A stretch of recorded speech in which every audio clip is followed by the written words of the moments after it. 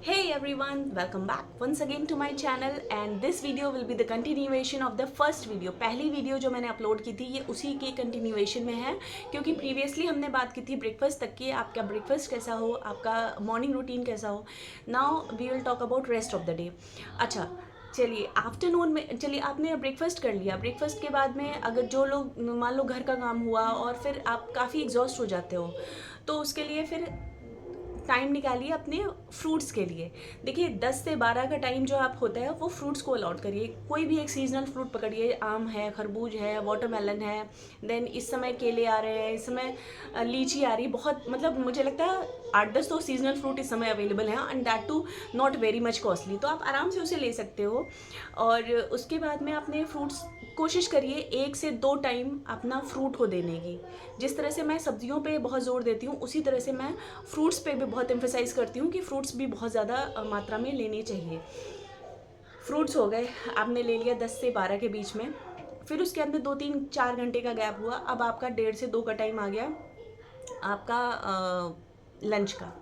तो लंच में अब क्या करते हैं, आपने चावल ले लिए, 2 रोटी ले ली, फिर 1 कटोरी दाल ले ली, 1 कटोरी सब्जी। मैं देखती हूँ लोग सब्जी और दाल कम लेते हैं, चावल और रोटी ज़्यादा लेते हैं।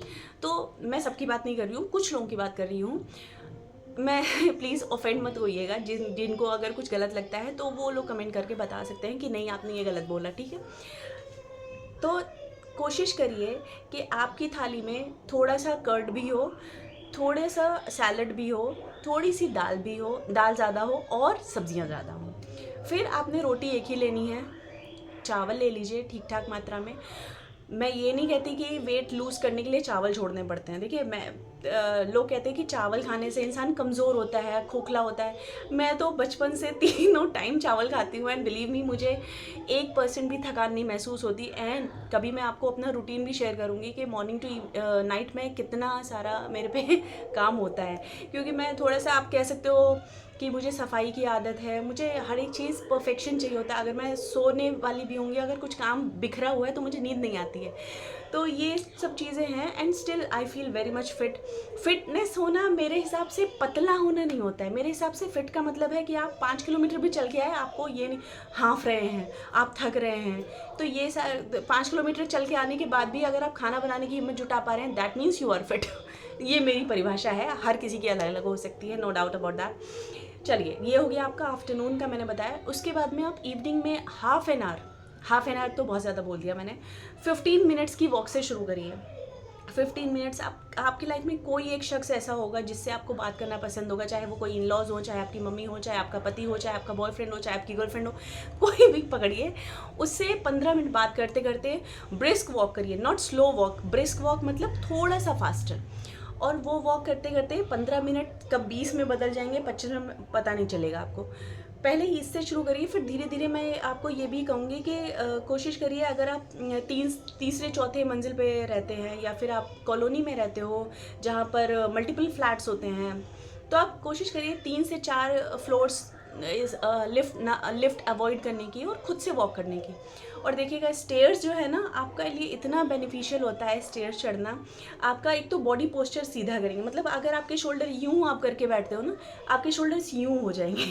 प्लस आपको वेट लूज़ में बहुत ज़्यादा बेनिफिशियल होता है, प्लस आपके जॉइंट्स के लिए बहुत फ़ायदेमंद होता है। तो आप कोशिश करिए 2 से 4 फ्लोर्स एटलीस्ट शुरुआत के दिनों में स्टेयर्स लेने की। जो लोग कहते हैं ना उनका बेली फैट बहुत स्टबन है, हट नहीं रहा, तो वो ये चीज़ 1 महीने करिए आप, बस 1 महीने मेरे कहने पे।